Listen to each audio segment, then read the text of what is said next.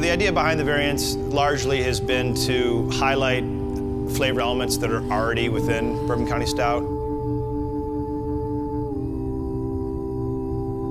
That's one of the great things about tasting just straight classic Bourbon County, is you can go through a glass and each sip is telling a little bit different story. You're getting coffee, you're getting vanilla, you're getting dark fruit, you're getting some coconut, and if you zero in, that's what you taste. Taking all those flavors and then making variants to really play up those flavors, I think that was one of the things that worked out really well with Bourbon County Stout. Outside on a cold corner, smoking after I set. I didn't light the torch for Bourbon County Stout, Greg Hall did, but we're carrying the torch now. It's a personal pride for maintaining the quality of it.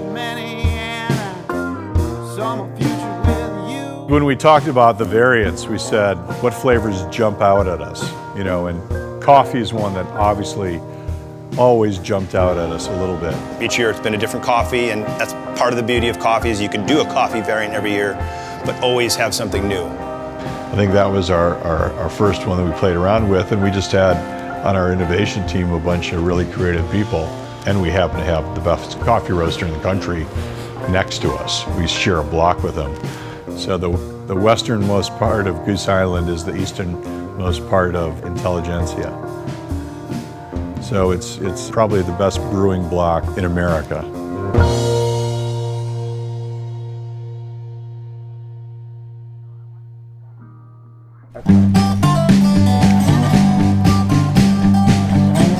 So the process is an engagement of all the brewers.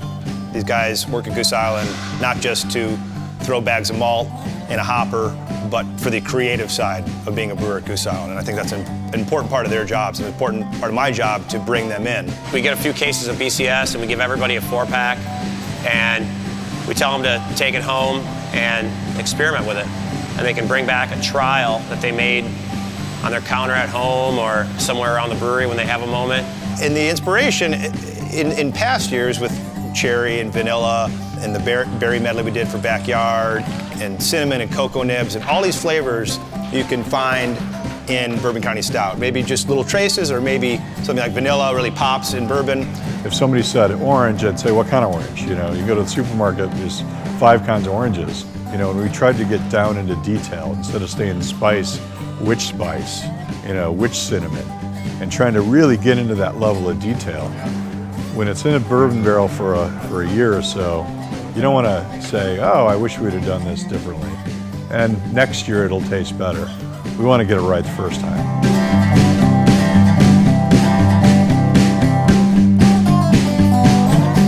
We've covered a lot of that ground, and there's only so many individual little flavors that you can pick out. Through this process, we've started to now consider elements that aren't naturally found in Bourbon County Stout or bourbon itself. But we have to be mindful of the history of this beer and not go too far away from the fact that it's a bourbon-aged imperial stout. That's what it is at its core. We can't go so wild that people don't recognize it for what it is. Proprietors was about giving something back to Chicago and saying we're going to do something focused purely on Chicago, do something that is a little bit smaller batch so we can be a little bit more complex and nimble with it and do something that we wouldn't be able to do on a larger scale. Something like this beer it's more than just sitting down and sipping a glass. It's a social story. People remember those things. It's very awe-inspiring to hear people talk about, to have such reverence for this beer that I'm fortunate enough to be able to work with on a daily basis. Sometimes, though, we have the opportunity to do something different that is more about the barrel itself and not about the other ingredients that we're adding to it.